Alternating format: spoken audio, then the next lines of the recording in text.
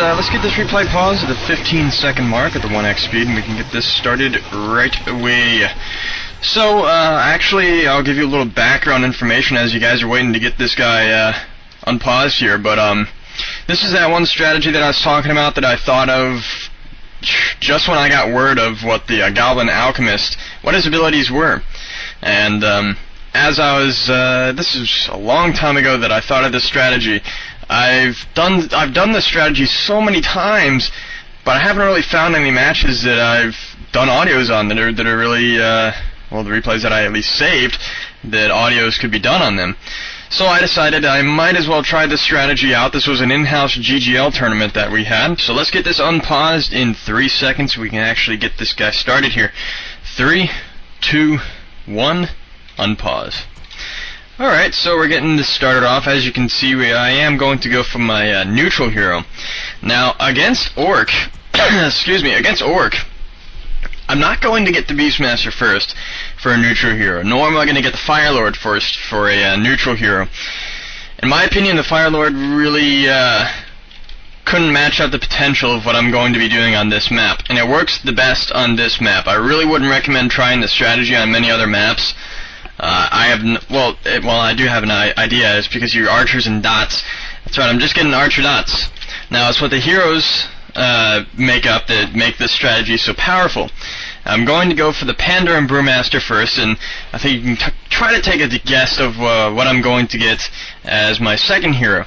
I've already mentioned it before. This is the thing I thought of when I got word of the Alchemist. So can you guess what hero I'm getting second? That's right, I'm getting the Dark Ranger. Yep. Archers first. Not really going to worry about getting a Hunter's Haul unless the game really runs that late, which it shouldn't. If it runs late, guys, if you're doing this strategy and the game runs late, you're already dead. So you got to find that open spot in your opponent, and I will hopefully be able to show that to you guys into this replay. So regular startup, we're going to get our Wisp Scouts going on here. On this map, I only prefer to use one Wisp as the Scout.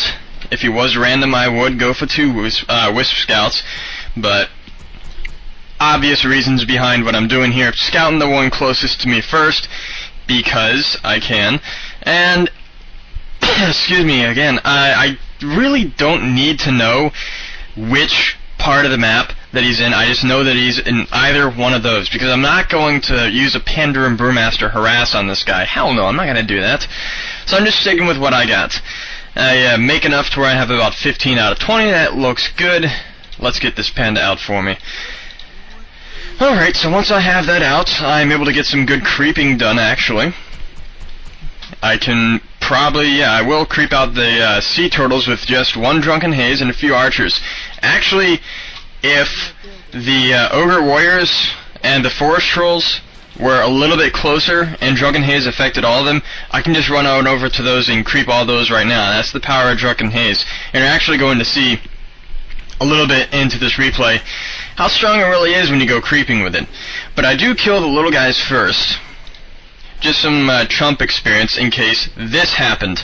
Now, I really screw up with my archers there, so I end up pitching 1 archer.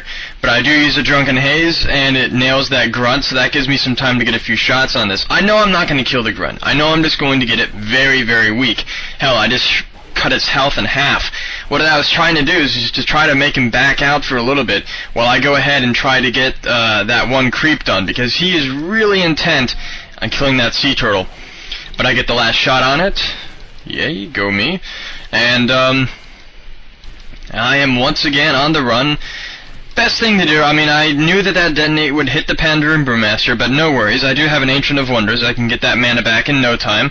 And plus, all that really matters is I have enough for 1 more Drunken Haze, and if he does dare to bring another grunt out to me, I can easily kill it with that single Drunken Haze, and that shouldn't be a problem.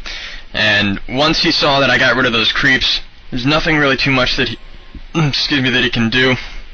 So he's on the run. He's running back. Alright, so here comes the Panda. I'm going to go for some creeping. Just 4 archers and a Panda. That's all that you can get to get rid of the Goblin Merchant.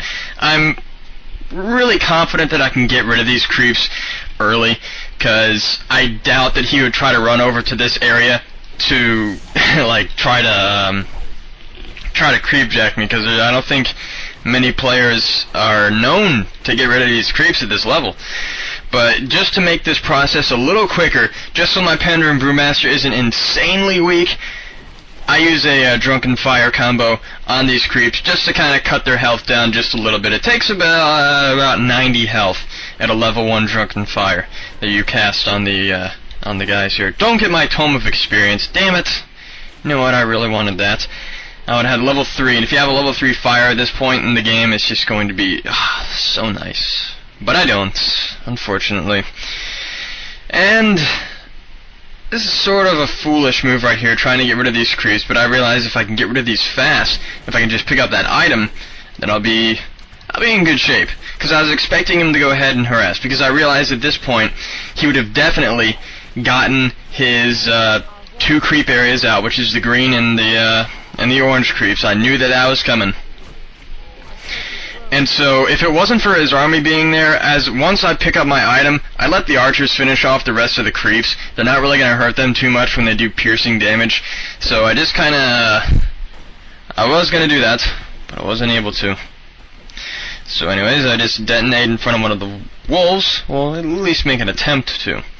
So with this weak panda, I make sure that he's kept back just for a little bit. But what you have to sacrifice for that are your archers. So I'm probably going to lose 1 or 2. And I don't know if replays show signs of a player lagging unless somebody talks. Because at this point, someone was lagging, and through that battle really quick, I think one archer was caused from the lag. And so I think it happens again right here. It's either this one or the next archer that goes. So I was getting pretty agitated in this battle. I'm not supposed to be losing these archers. Normally I'm able to keep them back. But what I'm doing, I'm just holding down Alt as much as I can. Just so I can see which grunt actually hurts my units here. Now that grunt didn't. I'm pretty sure that that's an illusion. That one that's kind of below my Tree of Ages. So I'm not really worried about that. As you can see, I'm starting to respond to some of this lag here. So, it's really pissing me off. So, here we go. Yep. This is like my 3rd archer that I lost to it. It was ridiculous. I would have had 3 more archers. 3 more archers versus what's against me right now would have helped out so much, but it's not. And I only have 2 archers and a panda. But then again, he lost a lot of grunts in that process because of the drunken haze that I used on him, so I don't know.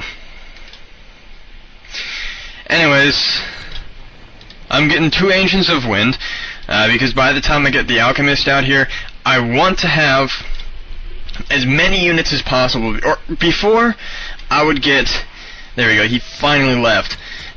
Before I would get a Ancient of Lore just to handle those wolves. Well, I realized I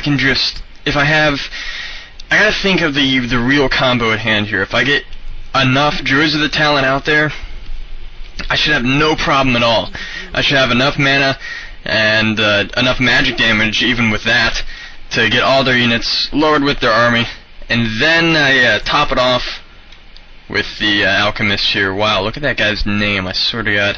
Niffy Gurgle Beaker. What kind of people named their thing Niffy Gurgle Beaker? I swear to God. Seriously, who the Blizzard? I swear to God, you must be on the crack rocks. Or starting a battle here. AF Water, he comes in. He's got towers coming up here. Well, the thing is, I got a Pandaren Brewmaster. I really don't have to put those towers at such high priority here. So I'm not worrying about it. So here we go. I miss with my, with the acid bomb, so I miss with that. That fails miserably. I buy a healing potion for this Pandaren Brewmaster, heal him up a little bit, because I knew that that ensnare was coming soon. So I go ahead and start using another acid bomb here, but it misses again. It only hits the Tarn Chieftain because he did use his speed scroll before he went with that. So I'm just going to buy another healing scroll from my Alchemist here, which I do. I heal him up, He's in good shape. Kind of lures AF Water back a little bit. So his grunts, their armor is reduced whether or not I have enough dots out in time or not. So these grunts are going down very, very quickly. As you can see, the Tauren Chieftain's going to follow suit. And I still have these towers to worry about. So here I go. I'm just going to start using Breath of Fire. Look at the towers. They're going down instantly. The best part is when you, the second that they try to put these towers up, because they always start with 100 health, and the second they try to put these towers up, and you just use a Breath of Fire, it goes down. They don't even have time to cancel it, for God's sake. They just go down. They have no time, and they just wasted all of that gold. So you cannot get tower rushed whatsoever in this strategy. So I try to use that Breath of Fire just to finish that tower off quickly, because I knew that this was coming. That Farseer was going to come in there, and he was going to try to get rid of those units there. So minus 35% on these Spirit Wolves with minus 7 armor. Minus 7 armor, and that's only at level 1.